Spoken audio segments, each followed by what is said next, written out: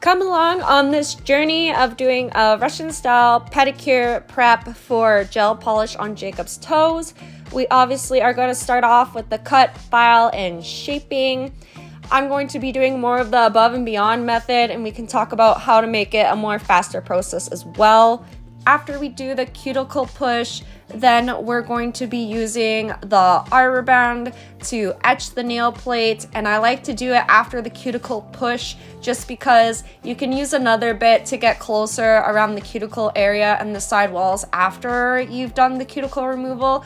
But the arbor band has a bigger tendency of possibly cutting somebody after you do cuticle removal, so I do that first. I am now taking a tapered bit and I'm just going lightly underneath the cuticle around the laluna and also in the sidewalls, getting in there and buffing out some of the dryness and making sure that I'm making a great preparation for polish application. And we're also flicking the cuticle upward so it's easier for cutting the cuticle afterwards as well.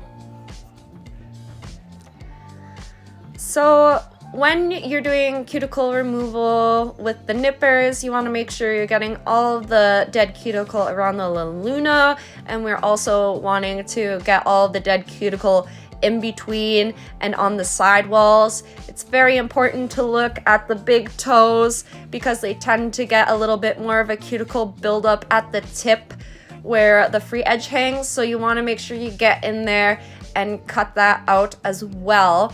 All it is just dry, keratinized skin, so the client will not feel anything if you're doing it right and just getting the dry skin.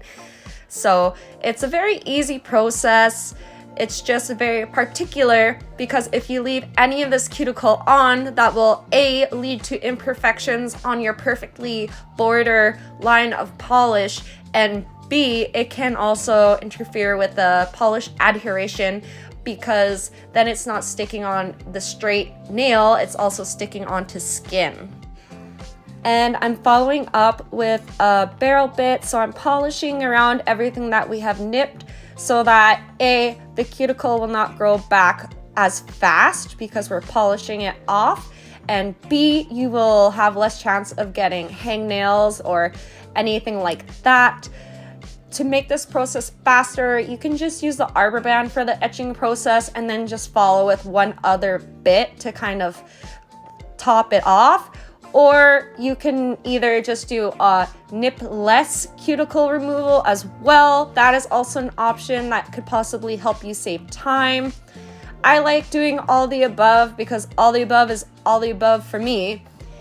Right now, what we did is that we sprayed his feet with alcohol. I'm cleaning under his free edge, and he got a little ticklish when I was trying to wipe off his toes a little. And I was trying to get a good angle with the e-filing of the callus removal, but I wasn't having lots of luck. But here's a good little preview.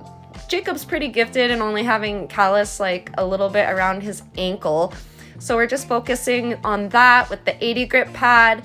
If you're doing a e-file pedicure on someone who may be older and with thinner skin, you want to make sure that you're using a finer bit, whether it be medium or even straight fine if they don't have any callus, but they just have more dry skin flakes that you're removing for them. Just be mindful, and as well, if you have an 80 grit pad on, don't go over skin that doesn't have callus because it either feels ticklish or people find that kind of abrasive. So just a little heads up, and I hope you guys enjoyed.